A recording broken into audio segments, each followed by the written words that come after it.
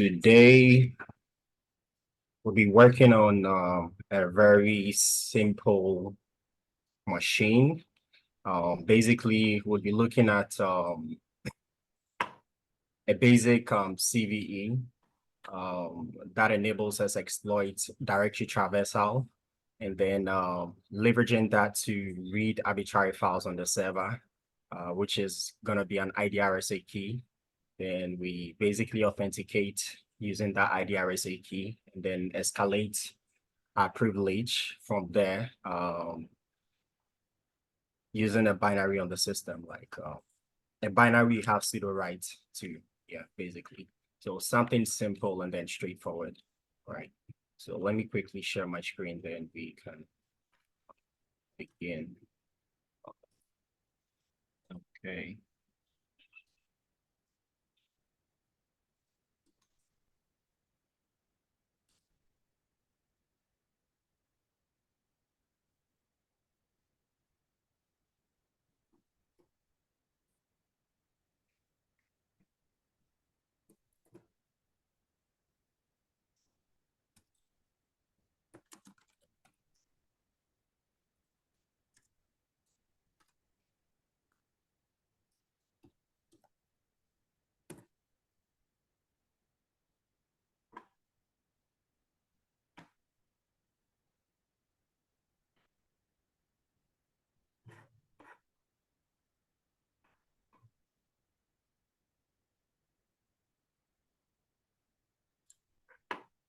All right. Hope you can all see my screen.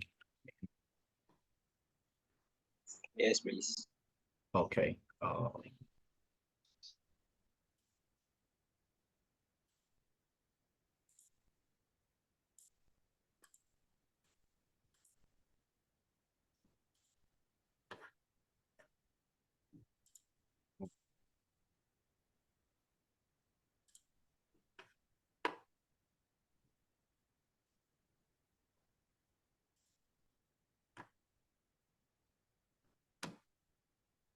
right.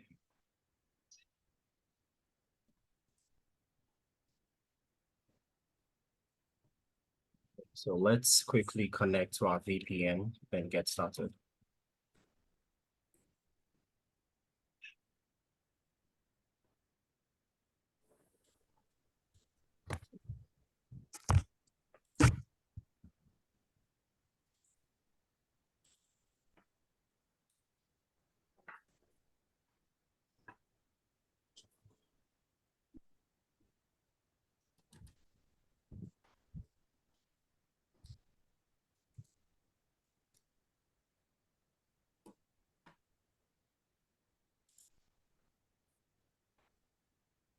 All right.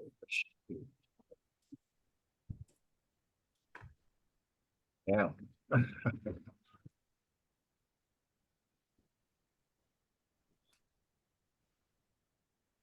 Oops.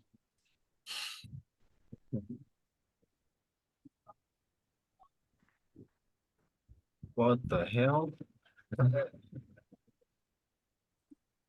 Okay, sure.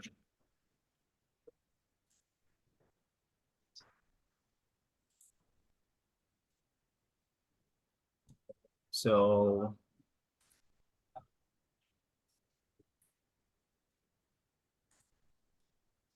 okay, so let's begin with our nmap scans, right?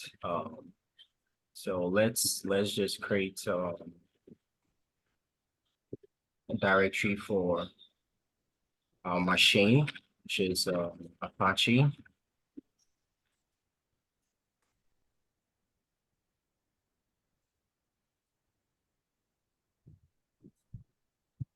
Let's create a directory for our nmap scans. Then basically start with our basic nmap scan for scanning services and open ports. So we're using the nmap and then a few other arguments.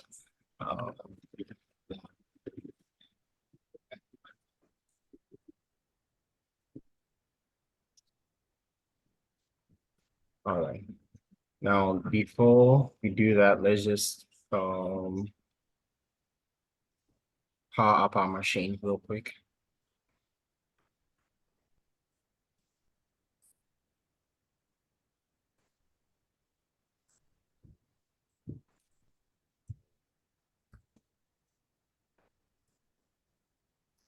Let's give it a few minutes, please.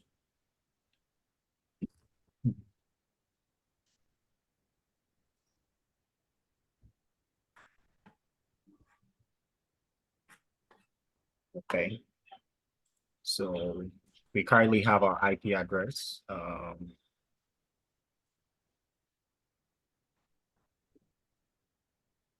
right.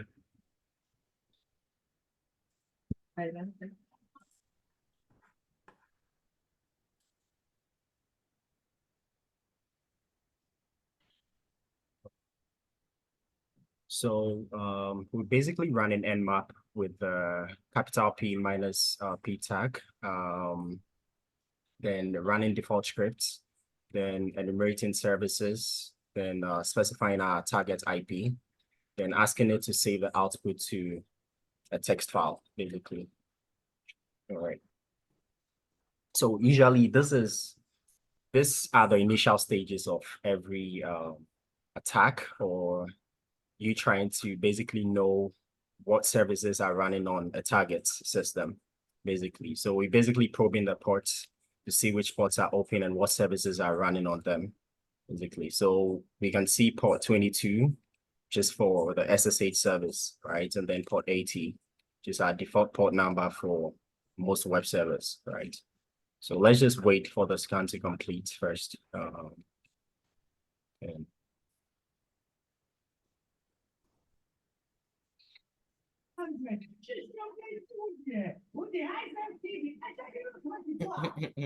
whoa. Please, please, guys, try and unmute mute your devices. Thank you. Okay. All right, so we can see we have OpenSSH 8.4 P1 Debian, right? Running. Then we have an Apache HTTPD of 2.4.49, sorry, running. Yeah. So well, usually you're not really gonna find anything on port 22, right? I mean, unless it's a pretty old version with some, I mean, weird RC or something. Yeah. But in most cases, you're not gonna find anything on port 22, like unless you're doing a brute force or something. So I would advise we just start with port 80, right? Looking out for what we can find on that web server. So let's just quickly oops. Okay.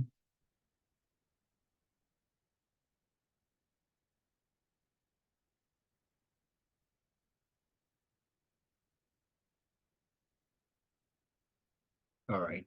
So this is the page we get landed on, I mean, SBC, just normal web page. So we can basically look around just to see what we can find, right?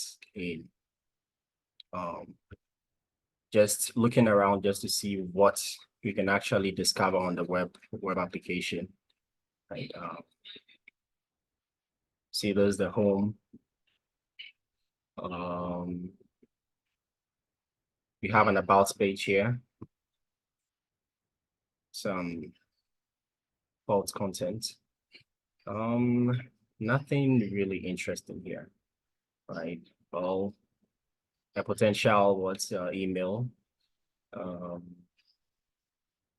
Okay. So basically at this stage, you just want to like, I mean, click around the page just to see what you can find. You never know, right? Just to learn more about the web application and what it's actually doing. Right.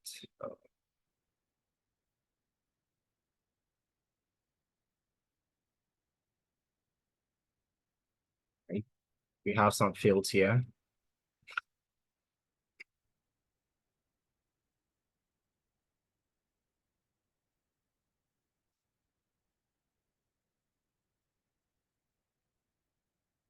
We can also try looking at the page source to see what stuff we can find, right? But then It turns out nothing interesting can be found here.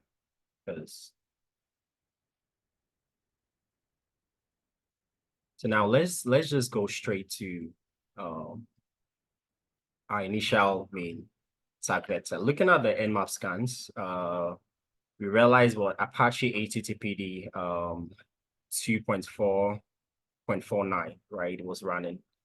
So usually you can actually do like a Google search for that specific version of the service running, right, to see if there are any like known vulnerabilities or public exploits, right, to exploit that specific version of Apache. Right? We're not going to touch on SSH, as I said earlier, because usually there are few attack vectors for the SSH ports, unless you're basically dealing with a pretty old version. So let's just do a Google search for Apache HTTPD. Let's just add the word exploits, right? So for starters, we have what an exploit DB exploit that tells us what Apache HTTPD, what path traversal and RCE, remote code execution, right? We can open that. Then we also find a few other articles pointing to directory traversal, right? We can do some reading on directory traversal, then find out more or learn more about how it works. But then it's basically when you are able to traverse multiple paths backwards to the absolute path of the any server or machine to be able to access files on the file system, read files on the file system, right? So just like we have on a Linux system, you're able to traverse back, right, using a dot and a /. That's basically it, which takes you to. So using this exact payload, you can read files in the roots of that specific server, right? And that could enable you to read files, sensitive files on the server, basically.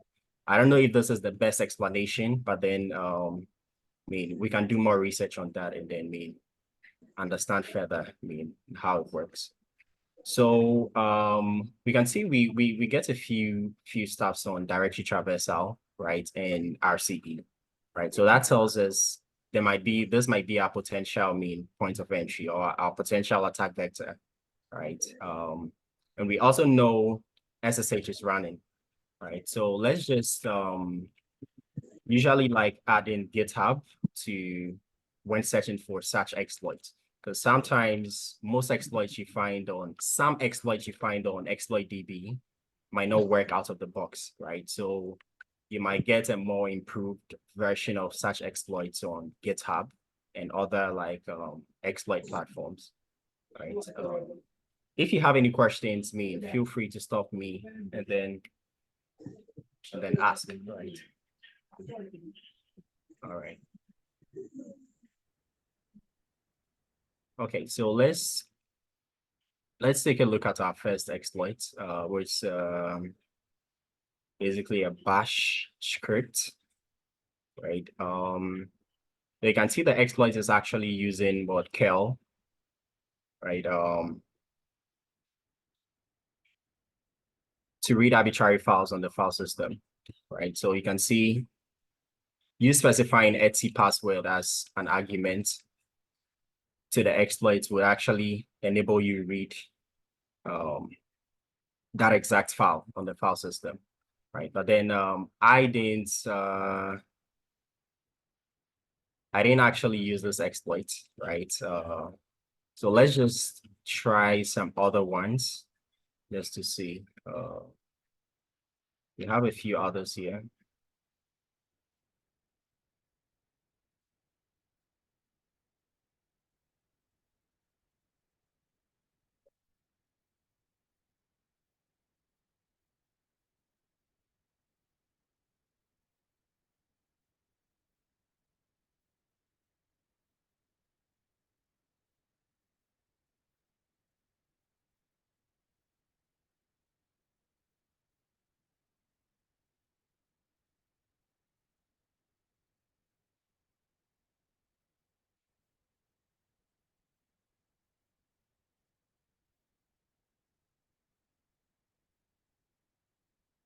Okay.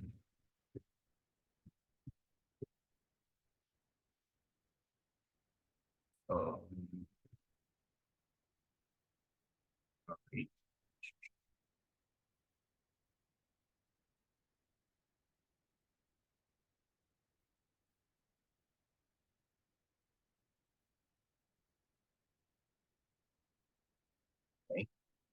So basically, what most of these exploits are doing are just making a GET request to this specific endpoint, which has some CGI bins,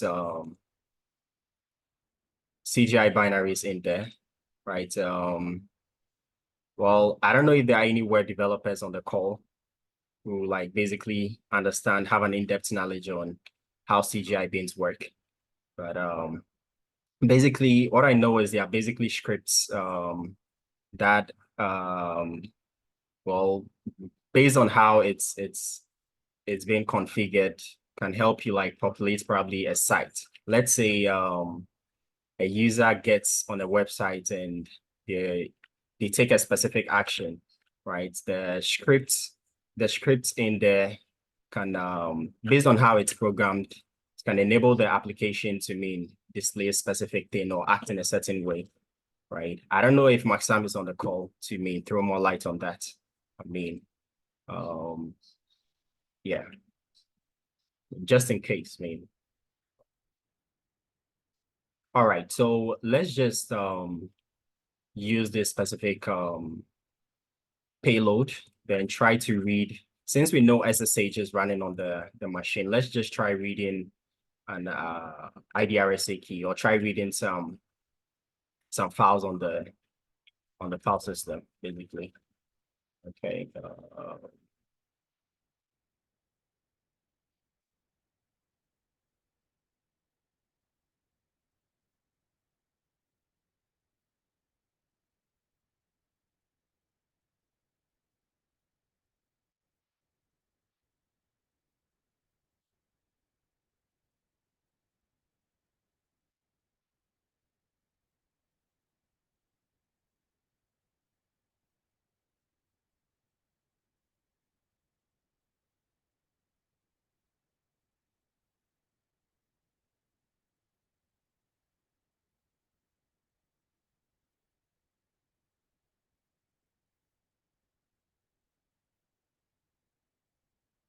Okay. Right.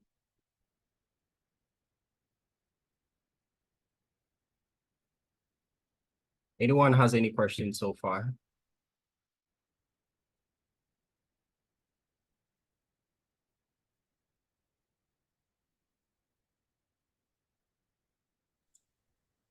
Yes, Phineas, I have one question for you. Sure. So someone wants to know which terminal you're using and which Linux distro you are using. Thank you. Wow. Okay. I'm currently using Terminator. And I'm currently on Ubuntu 22.04 LTS. Yeah, basically. Hope that's okay. Okay. I'm just trying to look for one of the exploits, basically. Okay, sure. Yeah. There's a call command.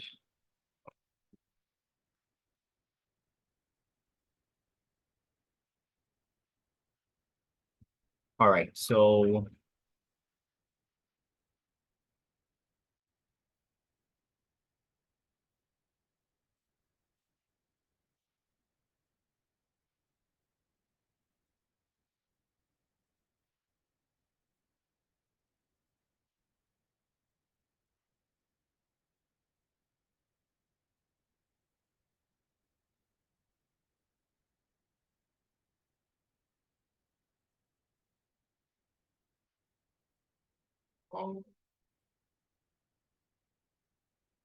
okay. So yeah. So you realize for those of you familiar with me and Kel, me, um, realize we're just making a request to the specific endpoints, the CGI bin directory, which has the CGI scripts in there. Then I believe one of those scripts on that specific Apache service has a vulnerability, right? We might pick another time to go more in depth into how the vulnerability works and what makes it possible, right? Then can realize from that directory we traverse, this is a URL encoded version of dot dot slash yeah. Then we're trying to read the etc password file, right, on the server, basically. And we realize this gives us an output of the etc password files, which contains the users on the system, basically, right? Yeah.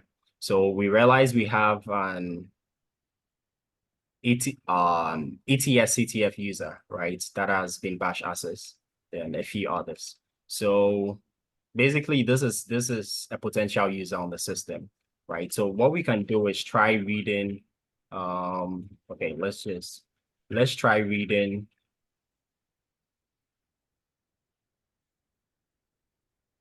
Since we know SSH is running on the system, we can try accessing the IDRSA key of this specific user, right? So let's check the home directory with ETS-CTF /SSH .SSH, then IDRSA. Okay. All right. I think this should work. Yeah. Okay, perfect.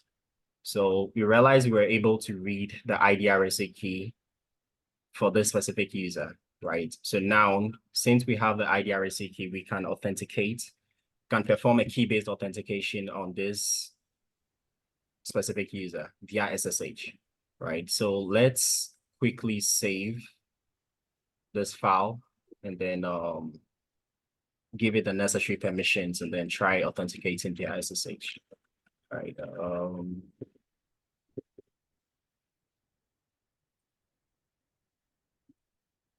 Oops.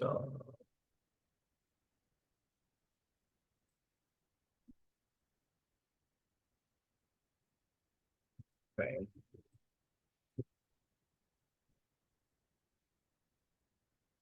All right.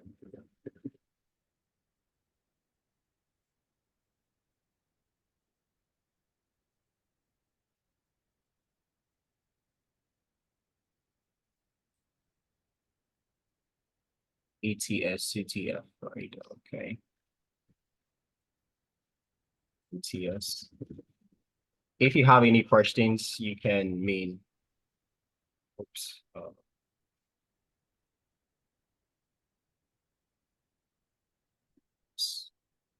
Sorry. Let's copy this IP. All right. And then specify our IDRSA key. Yeah, so we're trying to authenticate to the ETS-CTF user, right, on this specific IP and specifying an IDRSA key. And yeah, so this basically gives us an initial foothold on the box, and we are currently the ETS user, right? ETS-CTF user, basically. Thank you, Phoenix.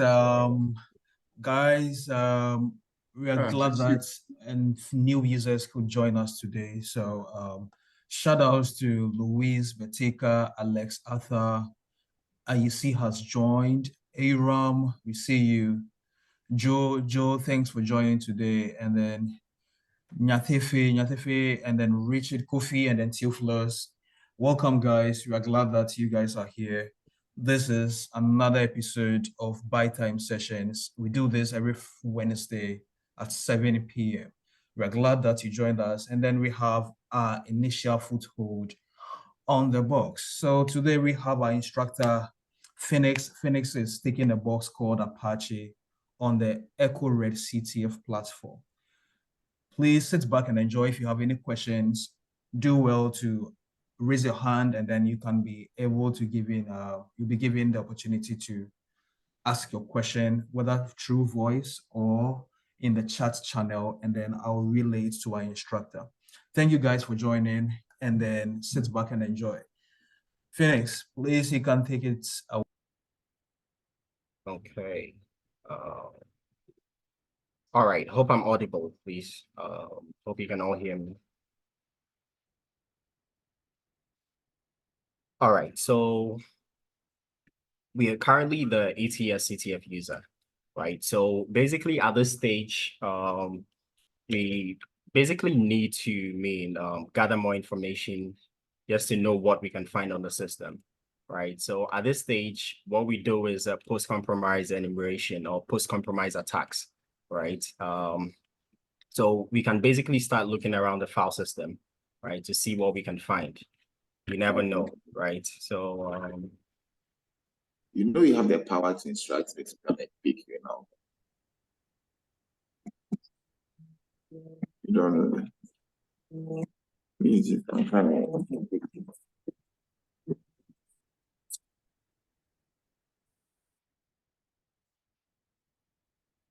okay. Usually we can just look around the file system to see what we can find, right?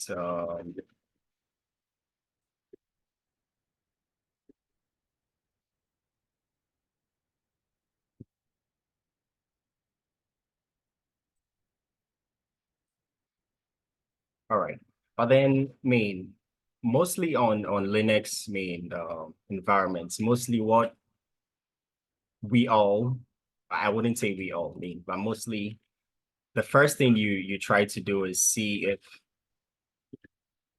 what privileges you have, right? Just like type in who am I /prefs on Windows system, basically. So we can actually see that the ETS-CTF user has a pseudo privilege, right, to run this specific binary, right, with no passwords, right? So if we are able to manipulate this specific binary, right, to execute probably bin bash or do something malicious, it would be running in the context of it would be running with pseudo privileges, right? Which could basically lead us to escalating privilege. So we can actually search for what this binary does. Linux.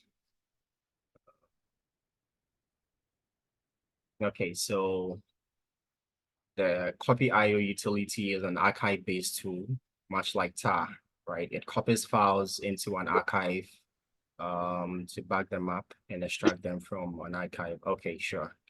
So you can do more reading and then basically know how it works. But then with usually with such when we find such binaries on systems, right?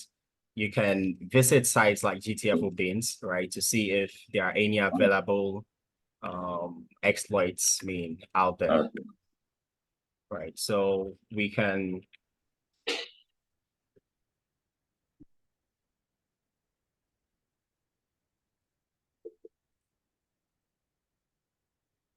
great. And it looks like we have something about CPIO. Right. Say he's charging his phone some more.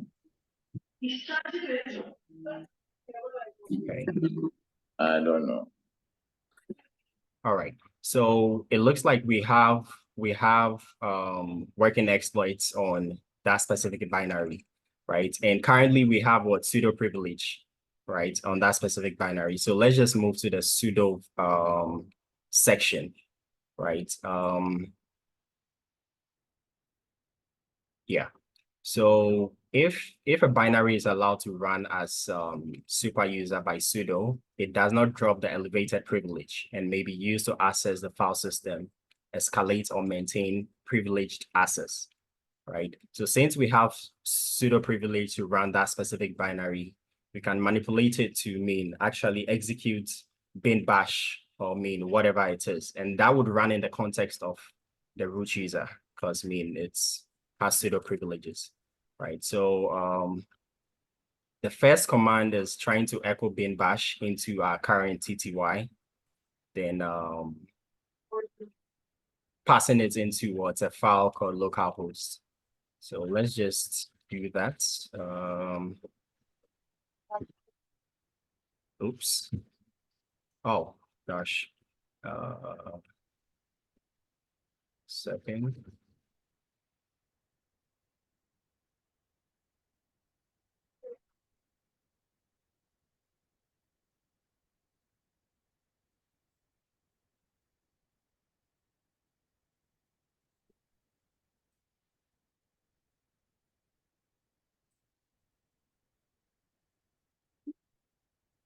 All right. I think I did not have write privilege to that specific directory. So now we can see the file created. Okay, so let's cut the content. We can see bin bash, then main. So let's execute the next command. Say it's running cpio with a sudo command. Since we have that privilege, then -o tag o, and then tag rs command, rsh command, and then it's trying to execute what bin bash, right? But then we can look at the help page for this specific binary to know what exactly these arguments do, right? So we can do that real quick before we continue.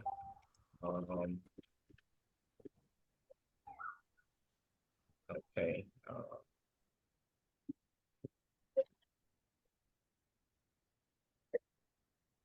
Oops.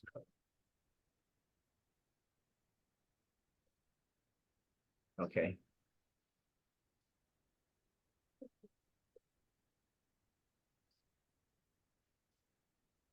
Okay. So -o what creates the archive, right? It creates an archive for us, right? And it runs in copy out mode. Okay. And then tag rsh command. Let's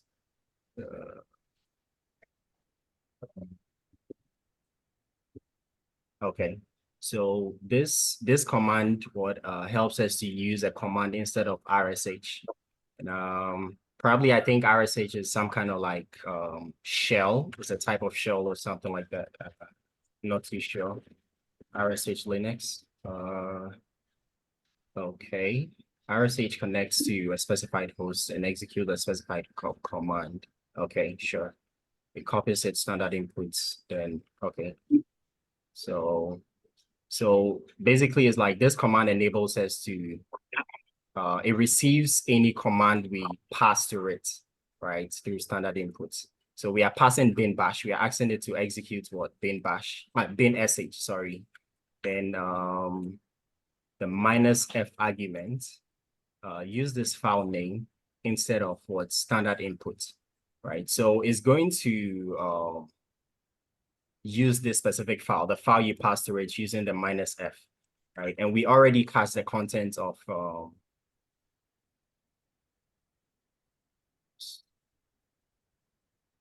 we previously cast the content of our local.txt file, our localhost file, right? Yeah. So if we should run that, it would end up executing the payload we have in localhost file, which is this, right? So let's try that and see if it works. I mean, okay.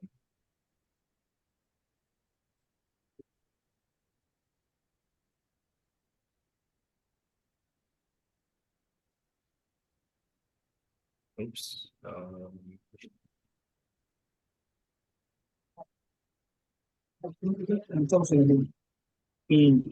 The bottle is at your Okay. back on the shoes.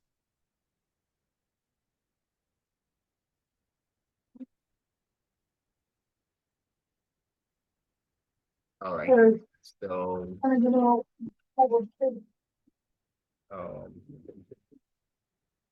All right. So we basically escalated to the root user, right? Using this specific payload. Yeah. So I think that brings us to the end of this box. It's a pretty straightforward box and not too complex, right? So if anyone has any questions, you can, we can ask them, right? Thank you.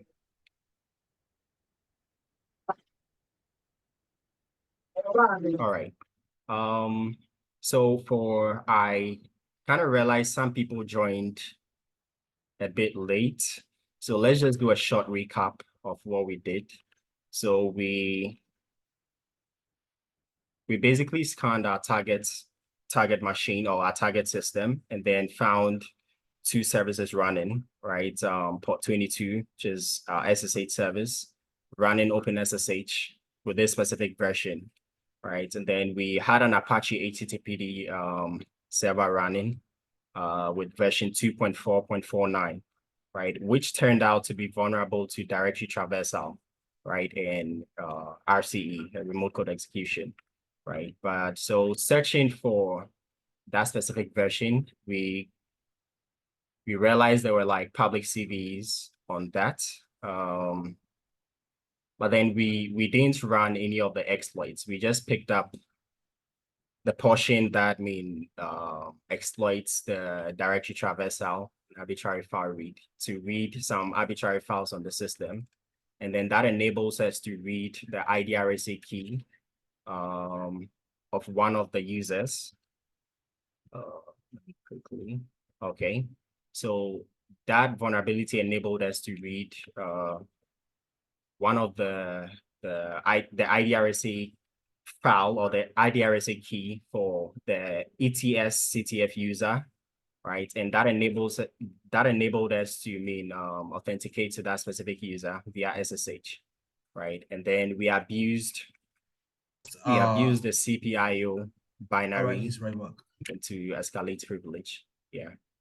So yeah. So basically that's it for Apache, right? Thank you. If anyone has any questions, you can feel free to ask, please. All right. Kowalski, over to you. Thank you, Phoenix. That was great. That was very eye-opening. And right from when we noticed that we had a vulnerable Apache running, which was vulnerable to what was it again that the Apache server was vulnerable to again? So directory traversal and Directory RCE. traversal. Exactly. That means that we can be able to just go beyond the directory which we have access to, which is usually the root path where the actual homepage of the website is hosted. So if we are able to navigate and then move beyond that, we might be able to read sensitive files, which we are not supposed to, but then we are doing that because we are the good guys. We're trying to find trouble and solve it before the evil guys actually do much more damage. So from that, we got a foothold onto the server itself. And then our situational awareness, we try to see what we can do with the privilege of the user that we were. And then we find out that there was actually a file named CPIO where we could run with sudo privileges on that application. And we are fortunate enough to just find a way to escalate it using GTFO beans. And then we actually created a localhost file with our with a certain script that's like bin bash being a standard input to a dev TTY, that is our terminal. And then we're able to pass that and then execute that to perfection. We became root, and that is it from Apache. So Apache is a box on EchoCTF. EchoCTF is a great platform to learn or practice your ethical hacking on. We have a YouTube channel. This is By Time Session. Our YouTube channel actually is in the chat, which I've also just dropped again. So if you're just wondering, where are we going to keep the recordings from this session and then the previous sessions, I have just dropped the link again in our chat.